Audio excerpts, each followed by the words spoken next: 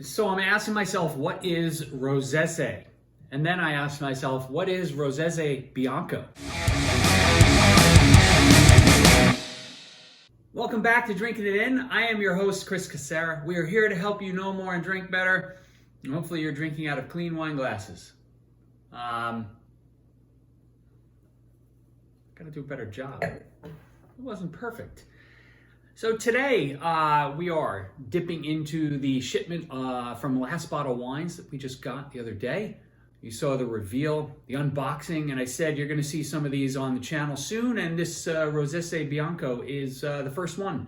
So many years ago, probably about eight years ago or so, I had my first Rossese wine, and hopefully I'm saying that right. The Italians will mock my pronunciation if it's wrong. And the Rossese, it was a red, right? And it's a light red wine. Rossese grape comes from northern Italy, and I really enjoyed that red experience. I've had a couple more since then, but always of the red variety. So when I saw this Bianco, I was really intrigued. So I didn't know what I was going to get. I did a little research on it earlier today. It sounds like this is something that's sort of Sauvignon Blanc / Vermentino-ish in nature, right? It's expected that it's going to be a light white wine, fresh, perhaps some savory flavors. Let's see what we get. So this Manzone producer is a producer from the Piemonte region in Italy, and we've had some of their Barolos, and I believe I've had just a regular Nebbiolo, so something that maybe was Nebbiolo grape, but not grown in, not classified for Barolo. They tend to show up on Last Bottle Wines. They must have a relationship with them, where if they have some excess, they can liquidate it through that channel. But the wines have been really good, so when I saw that they were the ones doing the Rossese Bianco, I was in. This is pretty aromatic. You saw that didn't really get close to my nose. I'm already smelling some citrus notes, a bit of steeliness. Definitely lemon. It's not even just citrus, it's lemony. It's tingly. And almost a note of, it's a tropical note. I want to say coconut. It's not quite coconut, but it's tropical in nature. Maybe, you know what it is? This is like a mixture of lemon and pineapples. That's what that is. So, tropical. And I'm not sure, it doesn't really say how this wine was made, but my guess is it did not see any oak. Like it's got a nice steely aromatic. It's nice. All right, let's see what it tastes like.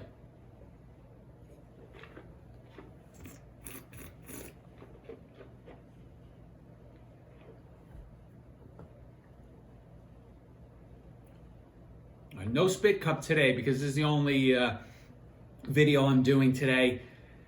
It's the only wine I'm having, or it's the only sip of wine I'm having until later tonight.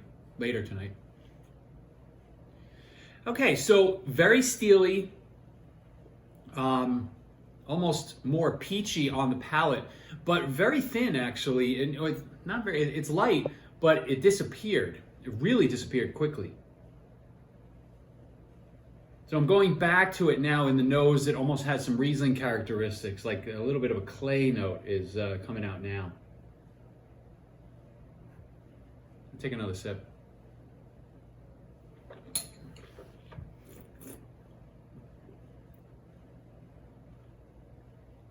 So,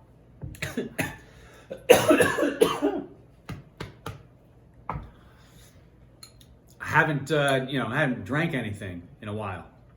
So I forgot how to actually consume a beverage. See my eyes tearing.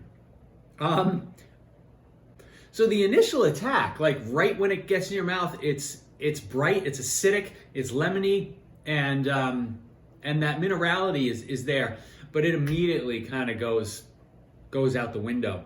So that makes it a little disappointing. This is being served at room temperature. I literally just opened the bottle 5 minutes ago. I don't know, we're gonna give it a little more time, give it a little air. I'll come back to it. I might not film it, but I'll at least report back to it at the end of this video to see whether that improved it. Perhaps some oxygen will, help the length of the wine. I don't think that typically happens, but let's see. Let's try to dream a little and hope that the second glass is a better experience than the first glass.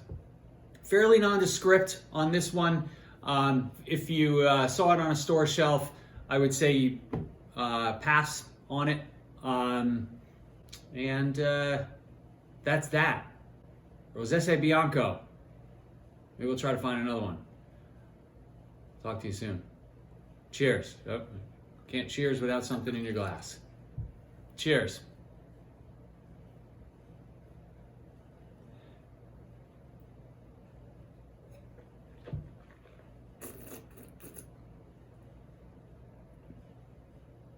It is almost Halloween, sort of behaving like a ghost. Disappears. Yeah.